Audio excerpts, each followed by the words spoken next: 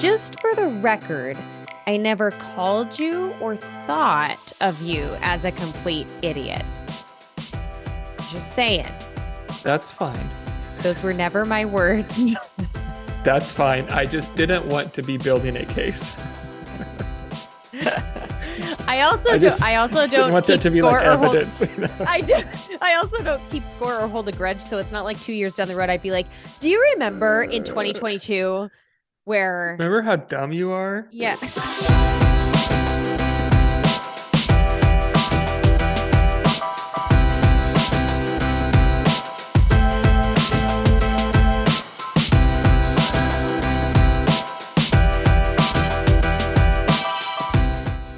Hello, and welcome to Middleish, the podcast about moderation in all things. I am Erin Green. And I am Michael Gray. We are giggling. I was going to say Happy New Year. Happy New Year. It is a happy New New Year. We're starting the new year with some laughs, aren't we? With some giggles, because we're silly geese. Yeah. No. A couple of silly geese. A couple of knuckleheads. The best part about doing our podcast over Zoom is there is a lot of body language and facial expression exchanges, nonverbal communication on this podcast. Yep. A lot of NVC. A lot of NVC. Yeah. Nonverbal communication. What, are we turning into a government agency? We have to have an acronym for everything? I think we do. IDK. Whatever. Oh my gosh. The fun thing about Michael Zoom, Scott. The fun thing about Zoom is that, like, if I'm talking, I'm on the screen, right? So if Erin's talking, she's on the screen. So when she's talking, no one can see me and I can do things. This is true. And Yeah. you do things. It's happened a couple times. Particularly like when you're introing. I have noticed that my facial expressions, like the more I watch myself on Zoom, and especially, I mean, you're not in the same room with the person, right? And so there's things that you get from being in the room with whoever you're talking to that you have to kind of accentuate those, facial expressions and that nonverbal communication when you're on Zoom. And I gesticulate a lot with my hands, as I am doing now, if you're watching on YouTube. You gesticulate everywhere. I gesticulate a lot. You're always gesticulating. I've noticed that. Oh boy. Big gesticulator. I want to make like a PG-13 joke, but I can't bring myself to do I'm going to make you a shirt that says, like, quiet please, I'm gesticulating. That's good. If we ever decide to do Middleish merch, which we've talked about since the very beginning, if we ever decide to go down that road, that would be a good one. We should. I mean, we'll be entering year 3 soon, so maybe that's about time we get our shit together. Maybe we should. Yeah. Get your act together. I should. We had our act together pretty good in 2022. And before we dive into today's topic, yes, I just want to share. Queen of the segue. Very well done. I know. Thank you. I'm always impressed. It's not as smooth. My segues are It's not as smooth if you point it out to the audience. Well, I just wanted you to get the respect you deserve. That's all. Thank you. Thank you. He's You're all welcome. about respect, folks. All about respect. Yes. Okay. I'm going to share. If you're watching on YouTube, you're going to see. If you're not, well, we'll share some of this on social media. So go follow us on Instagram, Middleish_podcast. And I just wanted to share here that we created 957 minutes of new content. And this is more than 92% of other creators in the health and fitness category. Yeah. What? That really shocked me. I mean, I knew we created a lot of content, right? Not that, but just like, I don't know, that's like 92% is pretty high. That's pretty cool. That means I guess each episode is about an hour-ish long, Yeah. And we do the mini pods, but it's cool to know that we're putting out a lot of content, compared to other people. That was exciting to see. Yeah.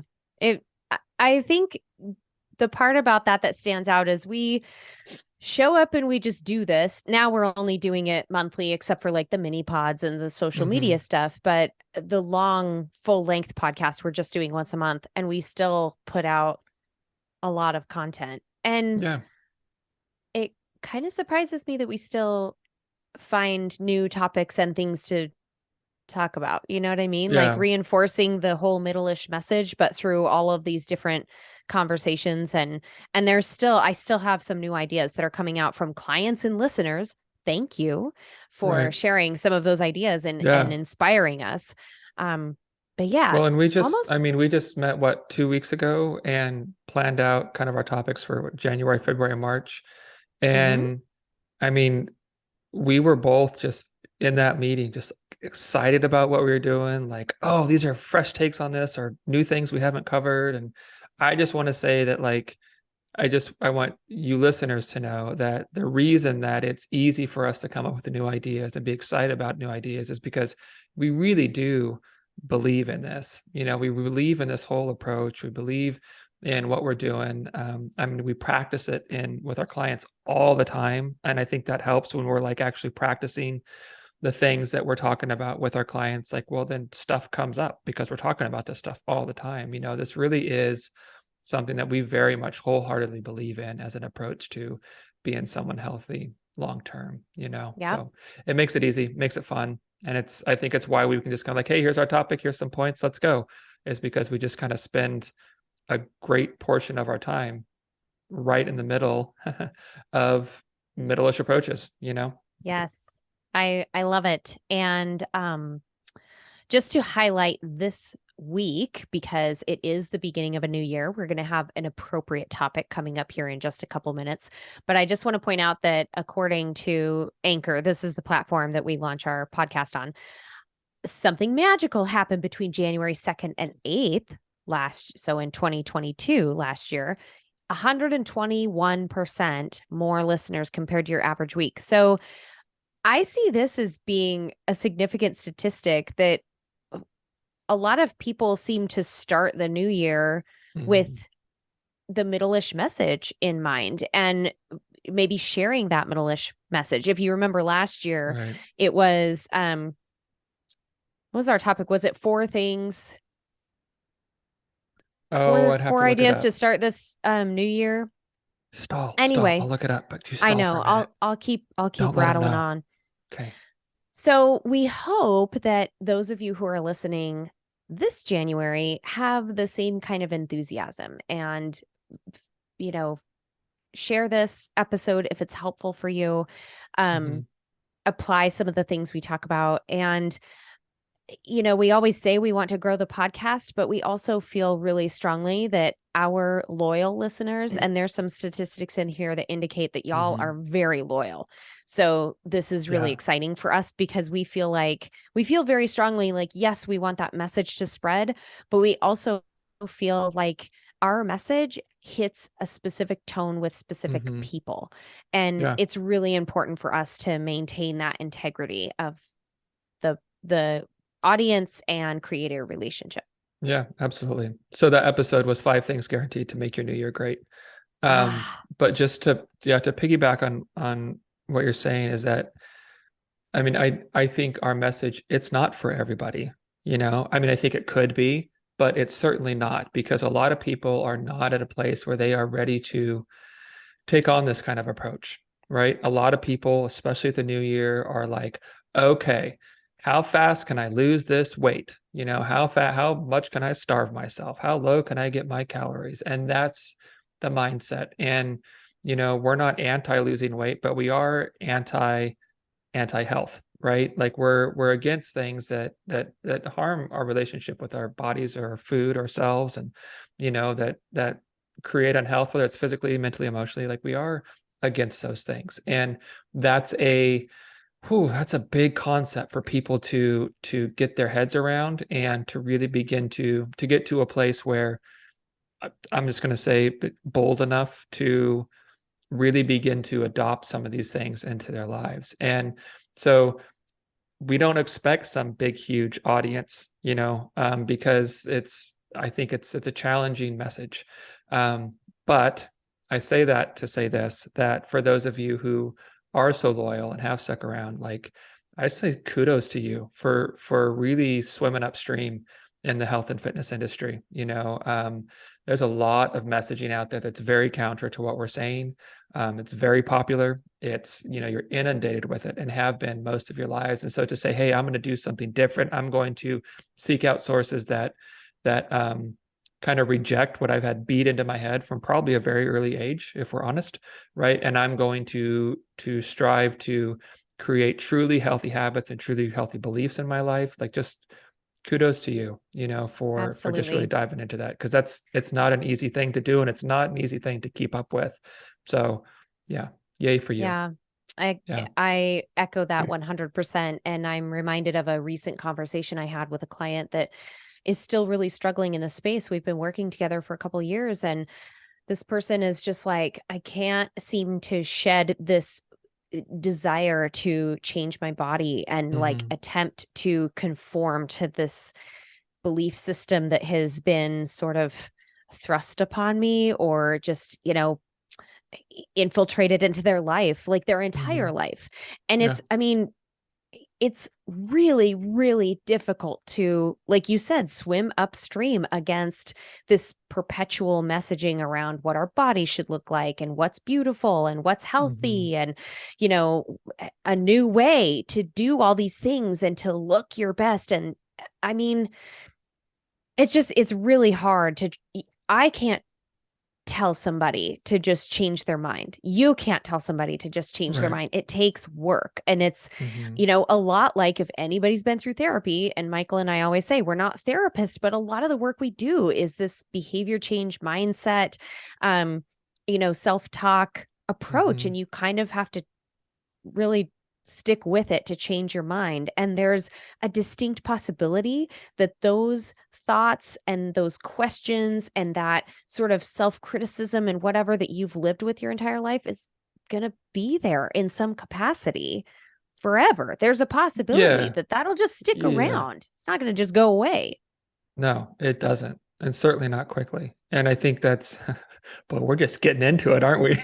I know. This is I still our mean, intro and not even our topic, but that's okay. This is good. it probably pertains to our topic though. It does. It does. And I think we'll absolutely come back to that. I was just looking at kind of our bullet points. It's like, did we address this specifically? Because if not, yeah, we're going to. Well, here we are. Um, yeah. So I think that it is important to remember as you go through this process, like, not only, people say like, don't expect perfection. It's like, no, expect imperfection. Expect to like a lot of tension between the new things you want to adopt and are trying to build and the old beliefs you've had or are still holding on to.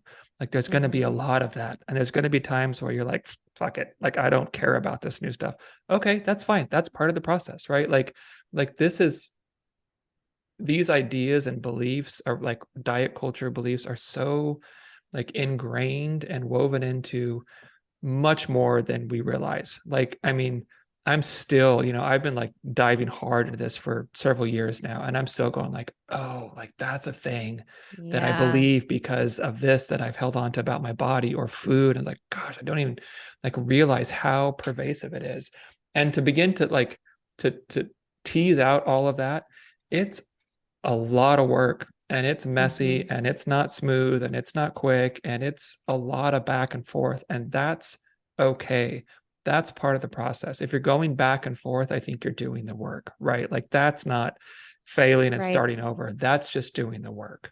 And so don't Yep. be discouraged when you're like, yeah, I don't really care about any of this, or I keep going back to old habits. Or like, yeah, that means you're doing the work, and that's a good thing. Just keep at it. Yeah. And I mean, to be honest, I believe in autonomy and agency over those decisions, like where you want to take your health, your body, your fitness and nutrition goals, whatever. Mm-hmm.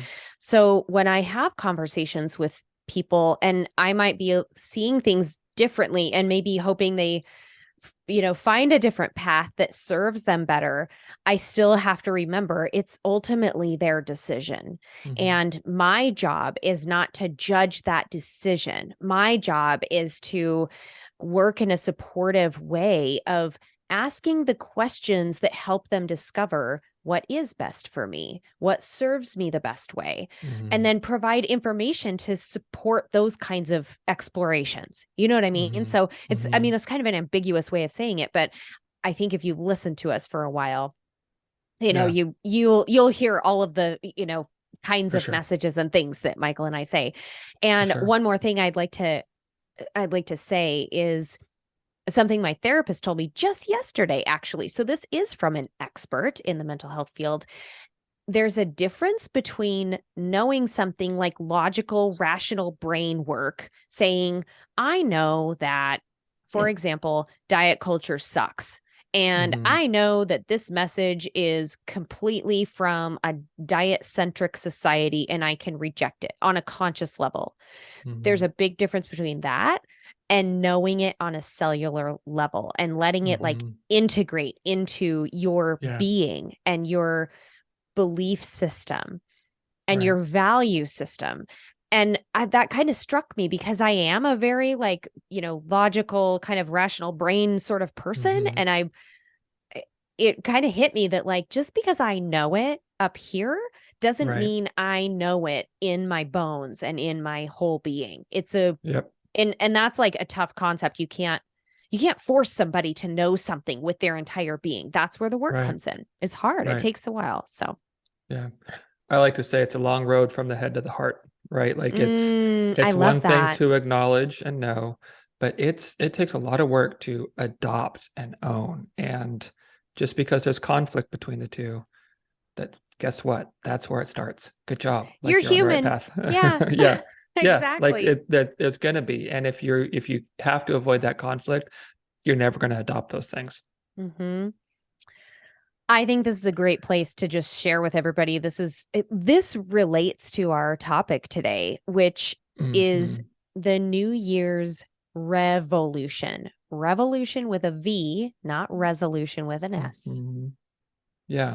So this idea was just, I mean, I think I go back and forth every year on my thoughts about New Year's resolutions. Like, Yeah. sometimes I'm like, oh God, what a waste of time. Like they never pan out. But it's also like, yeah, but you know what? Like there's nothing magical about the new year, but it does feel like a fresh start, right? It does feel like, okay, this is a new chapter for life for me to, do whatever. So Yeah, it's kind of like it gives yeah, people just this like mark on their calendar or this mental sort of, right. I feel it too Yeah. myself. Yeah. Yeah.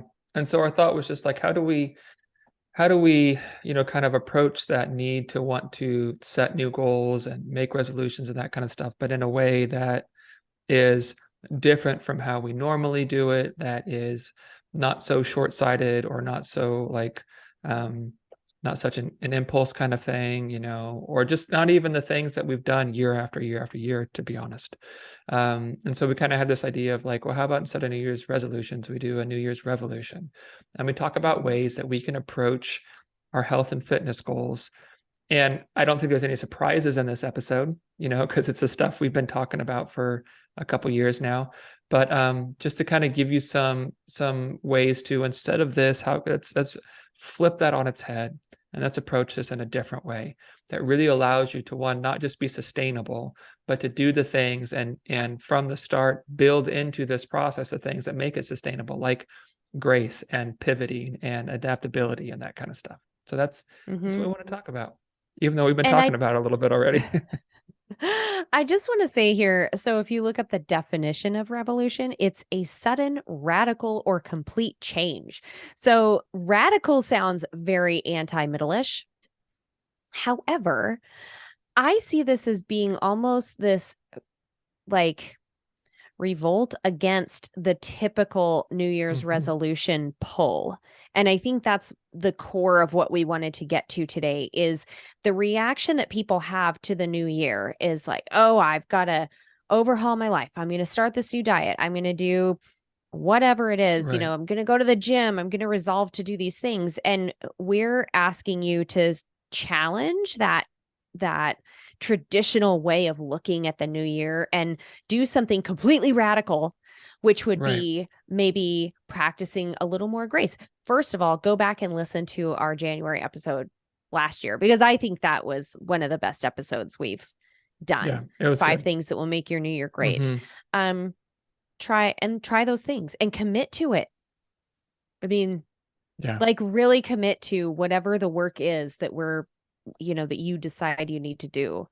Right. Commit to Yeah. that, but commit to showing yourself grace along the way and being flexible. I Hmm. want to share a story of a client. I just had a conversation with a client. It's a very young client. This person's still in college. And we have been doing a lot of work around food freedom, dismantling some like food beliefs and things that we tell ourselves. And this person is doing a fantastic job. Just very, I mean, for a teenager, like really good at, Mm. you know, working through this stuff and great insight. And we had a call this week, and this person was like, I'm curious about doing 75 hard. And I want your honest thoughts on this. Not like, I mean, we just want to talk about it. What is it? What does Hmm. it mean? What would it look like? So we did. We just kind of explored together. We went through the 5 things that it tells you to do. For those of you not familiar with 75 hard, it's 75-day commitment of number one is like choose a diet and stick to it. Number two is 2 workouts a day, each are 45 minutes, and one has to be outside. Hmm. Um, Number three is what is number three? Drink a gallon of water a day or something like that. Yeah. One is like read Read a certain 10 amount every pages in a day. book or And something. then, I had the list in front of me. yeah, I don't remember. I can look it up while you're talking. Okay. So we went through this and we kind of talked about like, well, what are the pros and cons and how do you see this working for you? Now, this person happens Progress to photo be a every day. progress photo. Interesting. Which I think Yeah. is interesting because it really borders on the controversial before and after picture. Hmm. Um, anyway, okay, whatever.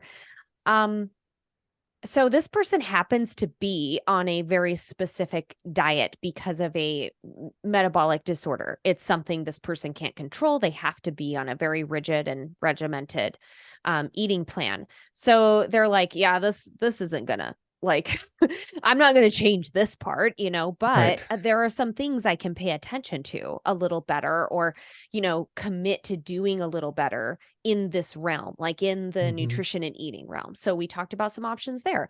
We talked about what does the exercise piece look like? Well, it could be yoga. It could even be like meditation. It could be walking. It could be like low level activity. So you're not just like drilling yourself hard. Hmm. What about the water drinking thing? Well, I mean, we just talked about all of these different concepts and how flexibility comes into play. And some of the what if. Well, what if you find yourself really tired when you're supposed to do this other 45-minute workout? What Hmm. if, all of these other things? What if you didn't hit this like certain dietary specific that you need to do for your metabolic disorder and it's 9 o'clock at night and you realize that and now you're having to like come up with a way like what do you do in those Hmm. scenarios? So we just had this very good conversation around committing to a change or a challenge, but with some kind of guardrails on how can I navigate this in a way that will work for me. I can still learn from it because this person wanted that mental kind of commitment challenge because 75 Hmm. hard is that's like what they talk about is this is like more of a mental commitment than, anything physically hard you're going to do. But I found it to be a really interesting conversation where still wanting to engage in something new and different and Hmm. challenging in the new year, but also approaching it with a little more balance and maybe even Yeah. some caution. Yeah.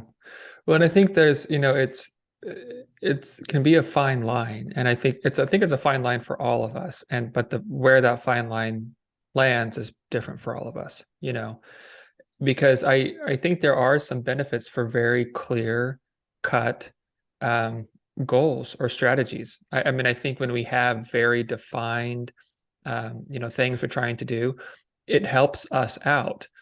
But when those clearly defined things are very rigid, well, then that can be, a hindrance. It can certainly play into the idea of like, well, if I'm not perfectly following these things, then I'm just screwing the whole thing up, and can really work against um, allowing yourself the grace to just be a human in the world where there's a million factors every day that can screw everything up, right?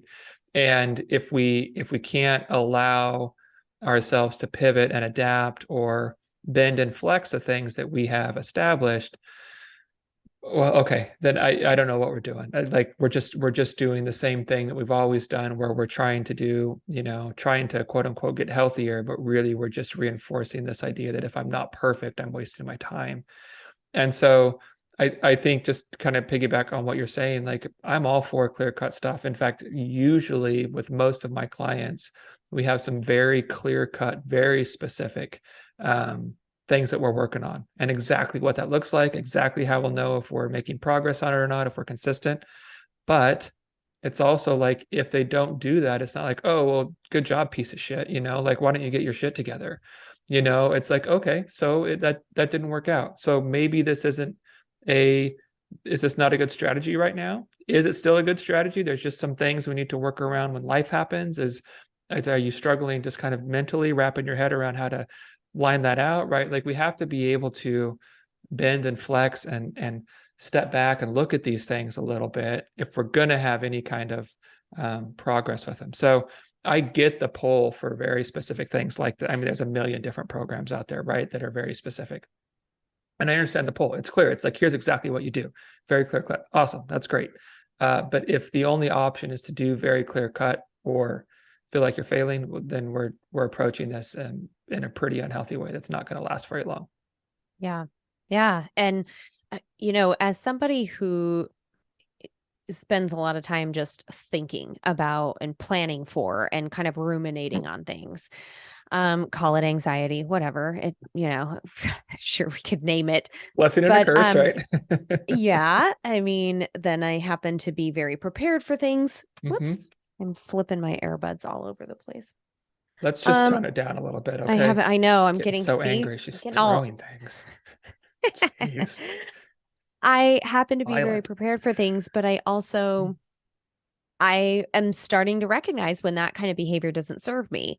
So something else I've been talking to people about is, if you are going to spend all of this energy worrying about, I'm not as fit as I want to be, or I'm not, setting boundaries around work obligations the way I want to, or I'm not getting the sleep that I think I need. Any of these things that people come and, we talk about in our sessions. I'm like, the energy you're spending, like worrying about it, planning for what you're going to do different, like all of that energy, put it toward something actionable that you can actually do. And we've talked about this in numerous episodes, setting goals that are sustainable to you. We've talked about, I just looked up episode 13, motivation versus momentum. That's an oldie, but a goodie. Go listen to that one, where people are kind of waiting for that moment for them to just be like, all right,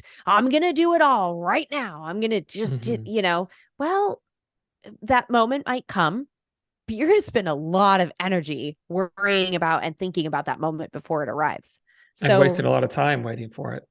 Totally. Wondering when it's going to hit. When is this finally going to land? So take some action. Like, do even the smallest, most insignificant thing. I love you're saying, Michael, if it's so easy, prove it. Yeah. Like, if it's so easy and small, do that thing. Yeah. Well, and I just think that, like, part of like what Aaron was saying at the beginning of like kind of our spin on revolution not being this big explosive thing, right? Like that's our revolution on the word revolution, I guess, is like, I think so often we feel like, I mean, particularly at the new year, but even just in general, like when we're, going to lose weight or make changes to our health or our lifestyle or whatever, it's like, it's got to be this event, right? Like it's got to be announced and it's got to be, the whole thing from start to finish and everything. And it's just like this whole big thing. And I think oftentimes the people that I've worked with that have been the most successful is it doesn't have to be sexy. It doesn't have to be big and large and grand and it's often just like, you know what? I'm just making a daily dedication and commitment to doing what I can to steer this ship in a different direction, right? To try to over time overhaul my habits, become aware of the ways that I, kind of like unknowingly, intentionally put a stick in my spokes and, flip myself off my bike and, and It's a great and visual.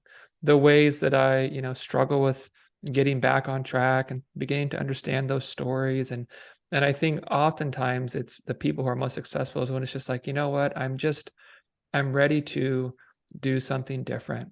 And it's not going to be some huge, grand, big thing. It's just going to be a daily commitment to doing what I can when I can to slowly over time, you know, become a healthier person. Mhm. And I think that approach a lot of times it's like I get it. How do you sell that? Right? You don't see that approach on magazine covers or on, products or, like it's not sexy at all, Mm-mm. but that's also kind of the point is like this isn't supposed to be a slick, well marketed thing that you buy into. It's supposed to be something you're just like, you know what? I just want to get better at caring for myself and taking care of myself physically, mentally, and emotionally, and just become a healthier person because I'm worth it. Mhm. Like that's the slick marketing, and it's not, but I think that's where success often lies. God, isn't it hard though to really believe that you're worth the time, the Yeah. intention, the effort? Yeah. I I have had this conversation with so many clients, and I have experienced this phenomenon myself, that it's easier for a lot of people, especially if you're a giving, pleasing kind of personality. It's Mm-hmm. way easier to take care of other people. And I'm not just talking about taking care of your kids or your spouse. I'm talking about saying Right. yes to shit that you don't have time to do, or Mm-hmm. suddenly offering up your, weekend or afternoon time or whatever that you've set aside and said, I'm going to do this for myself. And then suddenly something comes along that you're like, oh no, yeah, I can take care of this for you, or I Right. can be there. Like, I think some people get a lot of fulfillment being that kind of person. Mm-hmm. But what I always tell them is this world needs you. Mm-hmm. This world needs you. Look at how much you do for other Mm-hmm. people. And I get that it brings you a lot of joy and fulfillment, and that is you. And that's like a beautiful thing. We could use more people in the world that do that. And in order for you to keep showing up this way, you have to take care of yourself. You have Yeah. to. You have to set some time aside to take care of the things that bring you into the Right. world in that capacity. Like you've said before, you can't pour from an empty cup. Yep. So what can you do to fill up your cup? And that's where, like, then we have this whole conversation around boundaries, and it comes full circle into why you're here to work with me in the first place, which is I need to take care of myself. I need to take better care of my physical health. I need to eat better, sleep better, Mm-hmm. move my body, whatever it is. We come full circle into time management, setting boundaries, um, managing emotions, speaking your needs. I mean, these are Mm-hmm. like pretty big concepts, which brings us all the way back to how do you do that deep work and the Right. hard long-term work, instead of just saying, oh, I'm going to do the whole 30 and it tells me exactly what to do and I know I'm doing it right and that's the end of it. Well, it's not the end of it, Yeah. because chances are you're going to fall off the wagon, or it's going to get boring, or you're going to hate it. Anyway. Yeah. Or even if you do it well, it's like, well, then what? All right. Like, Yeah. well, Where's the end okay. game? Right. So let's say it goes fantastically, right? And let's play make believe, and there's no negative outcome of these very strict rigid rules, right? And physically, mentally, emotionally, it's all super healthy. Let's pretend. Okay, but then what? Like after that, then is this what you do for the rest of your life? Mm-hmm. Like, is this what you do forever? Is this how you live in such a small box of experiences, right? Like not just food, but like socially too, because that's the thing that we don't often talk about when we take on, something like Whole 30 or 75 hard or whatever. Like it's not just about what you're doing personally, it also impacts your ability to engage with others, right? Because it's hard to like do Whole30 and go to a birthday party, Mm-hmm. right? Or celebrate, a friend's, I don't know, a promotion, or have people over. Like it creates such a small box of what you can do, because, well, gosh, I can't be around these foods and constantly tempted by these things when I have to live within these very rigid rules, And so like it's it sounds silly, I think, a lot of times, but it's a really important question. Like, what's next? What's after Mm-hmm. that? And to me, and I'm not going to speak for Erin, but I'm going to speak for Erin because I'm sure she feels the same way. um You know me, we've spent 1,000 minutes yeah, together i just in the i know, last right? a year. thousand minutes I know. Well, I even know. more, because we usually bullshit for a while before we hit record. Exactly. Or yeah.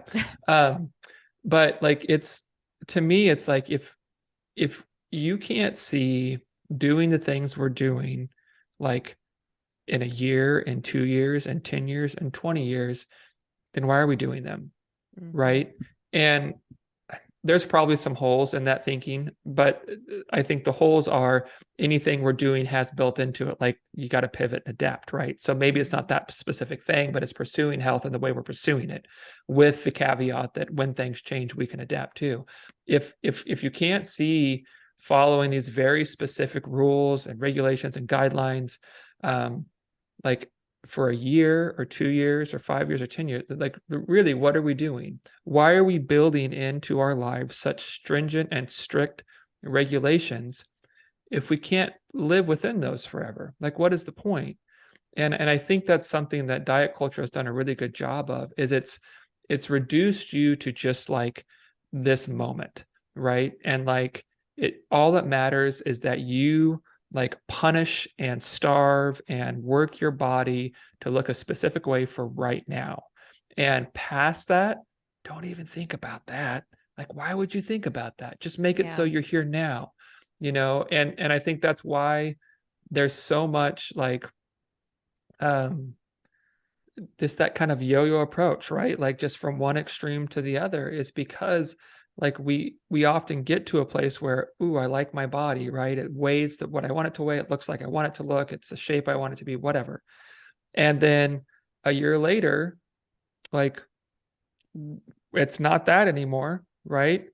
Mm-hmm. And it's because the things that we're doing are unsustainable. And if they're unsustainable, then why in the hell are we doing them? you Mm-hmm. know like, if we don't look at these things right from the start, from like when we're deciding what we will do, and thinking, what's the long game with these, how long can I really do this, I think we're missing one of the most, if not the most critical pieces to this whole thing. Yeah.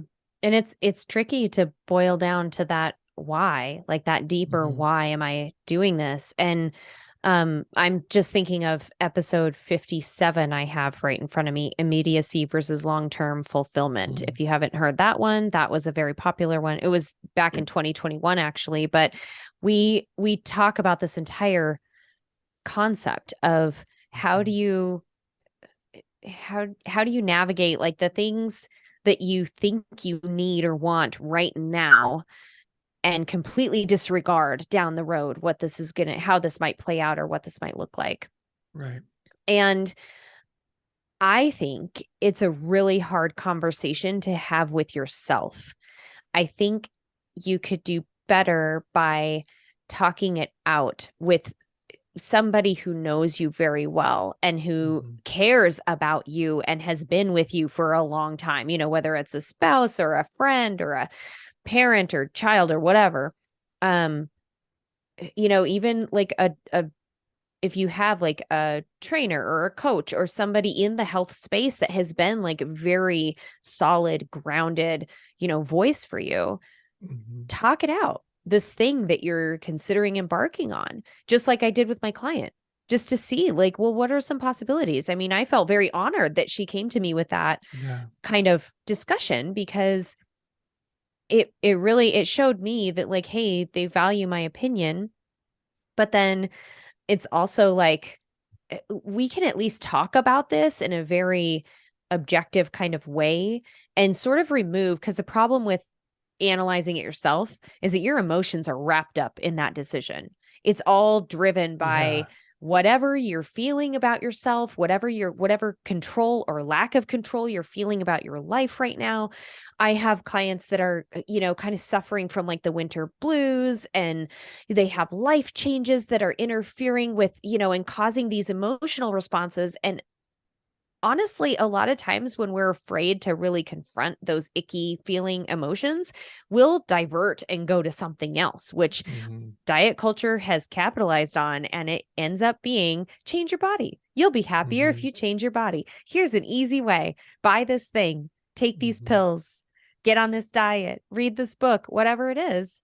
And I think that is the crux of a lot of this, is avoiding some of these harder life things and this harder work that we've been talking about, and going to this immediacy of, well, but if I just do this thing now, I will lose weight, I will be happier. Like, you start kind of playing out in your mind how this rosy picture of what it's going to be like, but you're not being realistic if it's all rosy and you're not addressing like some of the negative and the long-term outcomes of this. Right.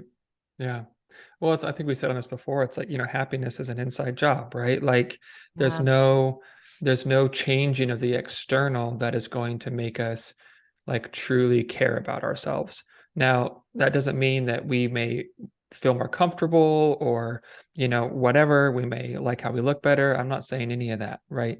But those things, like losing weight or being skinnier or having definition, whatever it is, those things, while they may feel good, right, to you, maybe you feel better, maybe your body feels better. I know, people who've lost 20 pounds are like, oh, my knees don't hurt anymore. Okay, great. Awesome. That's cool. That's a good thing, right? But those things do not change the story you have about yourself and who you are, right? They are I think a temporary thing that may feel like, oh yes, I'm happier with myself. But if you're happier with yourself because your body looks different, you're not happier with yourself. You're happier with the way your body looks. And that has nothing to do with what's happened internally, right? Now, I'm not saying people can't like change the way their bodies look while doing like, how good work inside, but it's not a direct indicator. Yeah, that's not the catalyst to get there to a happier you. Right. Yeah. It doesn't mean, losing weight doesn't mean I'm a happier person now. And I think that the reason we are unhappy with our bodies is usually because of something else, right? It's more a story of what's going on inside and how we see ourselves and how we view ourselves within this diet culture, these big, structures of beliefs that we hold individually and collectively that tell us who we are and aren't, depending on, our weight and size and shape and all that kind of stuff. And as long as we are operating under those, like there's no happiness to be had, I don't think. It's not gonna happen. And that's why it's so important that as we do work to change our health in whatever way we're doing it, that we make sure that it's also mentally and emotionally healthy too, and doesn't reinforce these things that just kind of we burrow deeper into these diet culture beliefs that tell these false stories about our worth and value based solely on or just at all on what our bodies look like. Yeah. And this is one of the the cornerstone, like principle number 1 of intuitive eating framework says, reject the diet mentality. And whoa, principle number 1 could take a big ask. It's a long freaking time to do that work. And what I have seen with some people is they learn very quickly to help other people reject the diet mentality. They listen for comments from friends. They listen for commercials or social media or whatever that has that messaging. And they're like, oh, no, that's not.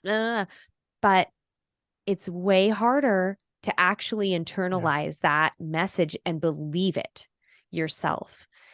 And it's always, everything ties back to principle 1. And so when you work through the framework of intuitive eating and we get through all the way through like coping with your emotions without using food, feeling your fullness, discovering satisfaction, there's all of these beautiful things that go into the practice, but they always come back to how is that a diet mentality kind of notion? Like I've gotten pretty good at teasing that out when my clients mention something. Like I had a client make a reference to um we're working on hunger and satiety and really paying attention to that. And they commented, so I wasn't hungry around lunchtime. So I figured I'd take advantage of that and just, wait until my body. And I was like, wait a minute. What do you mean take advantage of that? And all of a sudden they were like, oh my God, that's diet mentality. Like just had to like, and if we hadn't had this conversation and the words hadn't come out of their mouth for me to hear, that thought would have continued to. So it's this very like nuanced kind of awareness of these things that it's still there.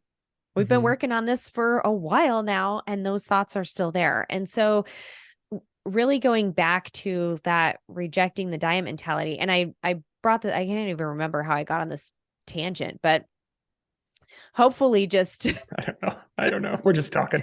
We're just talking now, you guys.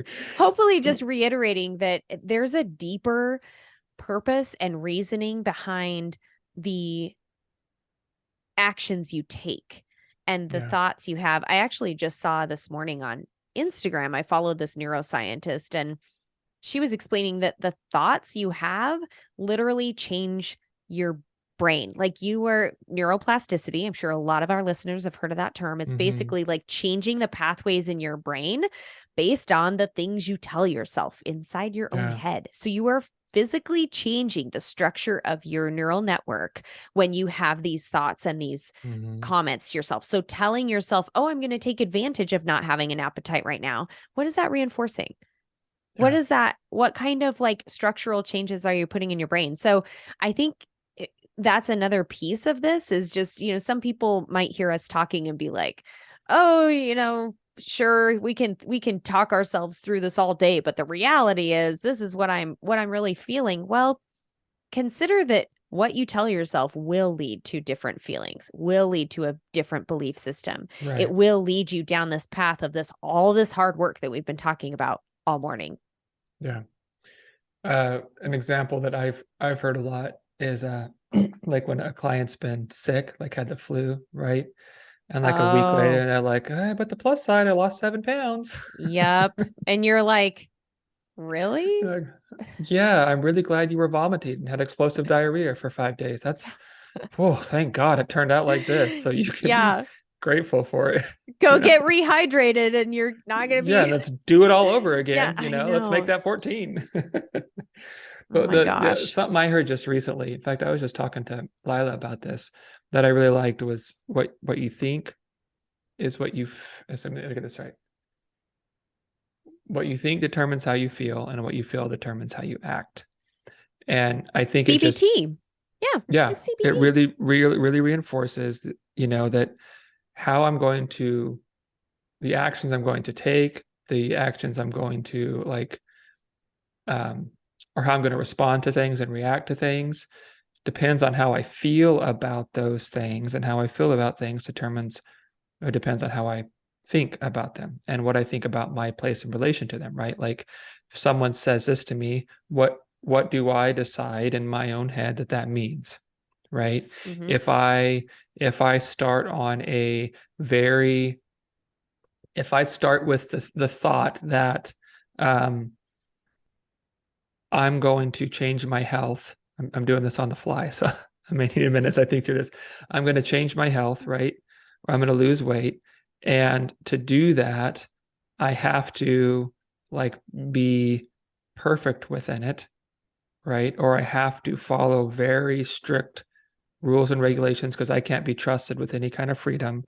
Well, that directly influences how you feel about yourself and your approach and food and exercise. And that directly influences how you're going to act out that attempt to be a healthier person, right? And so it really does come down to, that's the thing about diet culture is it looks at actions and tries to change those, right? And the problem with changing actions is that doesn't change feelings or thoughts. No. So we're not getting to anything beyond the surface level Yeah. where it doesn't work backwards like that, right? Like it's about, what do I think about myself? What does it mean for me to be a healthier person? And if me being a healthy person only means me being a smaller person, okay, well, then there's only so much we can do there, right? If that's the belief we have. But if we can begin to change those beliefs about, like, I have value regardless, well, then now we have a lot more options. We can feel differently Mhm. about our approach, and we can act differently as we're trying to overhaul and change, our health. And so it really does come down to, like I said earlier, it's just like it's an inside job. And I'm not saying that, like working with Aaron or I is going to be like a therapy session. It's not, because we're not that. But at the same time, man, it's really important that as we're trying to, like eat more fruits and vegetables and build activity and exercise into a regular part of our daily and weekly routines, that we look at the thoughts and feelings that come up around those things. Because Yes. there's a really, really good chance that the reason we struggle with those things isn't because we just don't have what it takes or we just don't have enough discipline. It's because there are thoughts and feelings underlying that are directing us in a different direction. And until we identify, acknowledge, and address those actions are going to be hard to change long term. Yep. Totally agree. And Totally. I just want to leave our audience with, putting a little bow on it here. What Michael just said is, I mean, that's brings us full circle to this whole conversation. How are we going to approach this new year a little differently, and what kind of revolution do you want to see? And I think a helpful practice is to identify your value system. Like, really sit down, put pen to paper, and think about, like, what are your values? My therapist actually asked me yesterday, Mm-hmm. what are your top 3 values? And I was like, holy crap, you with the hard questions. Like, geez. And she's like, there's more where that came from. You think that's it? What is this? It's My like, my doctoral thesis or something? geez.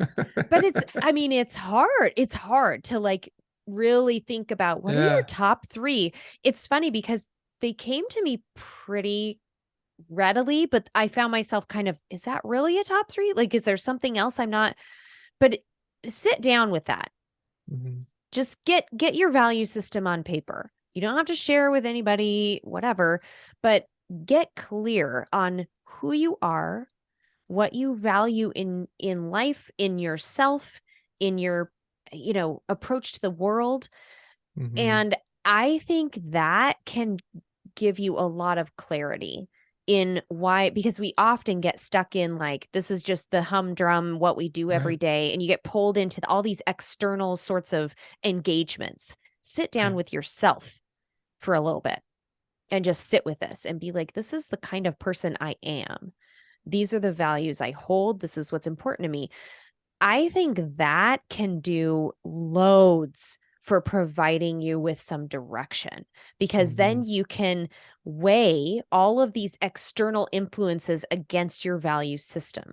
Mm-hmm. How does this jive? How does this conflict with my value system? How do I reconcile that?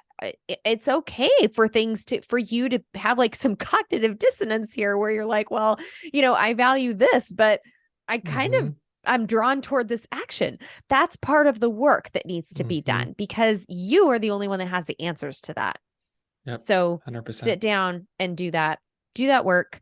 Um, and I think it's really great, again, to be curious about when you feel these pulls toward a certain diet program or a certain New Year's resolution or joining a new gym or whatever it is, signing up for a race. A lot of people are like, I'm going to, do this 70.3 event, whatever it is. Like, get curious around how that jives with your value system. What do you hope to Mm-hmm. accomplish? How are you going to address things that come up along the way? Because they will. Like, Mm-hmm. is this a long-term plan? What's the end game? Like, Yeah. play that game with yourself Yep. and let us know. Yeah. Let us know how it goes. Or Let don't, us whatever know you're how comfortable it with. goes. Yeah, or don't. I mean, if you want to be lame, if you want to start out 2023 being lame, don't let us know. But if you want to be cool, Well, be one of the cool kids, let us know.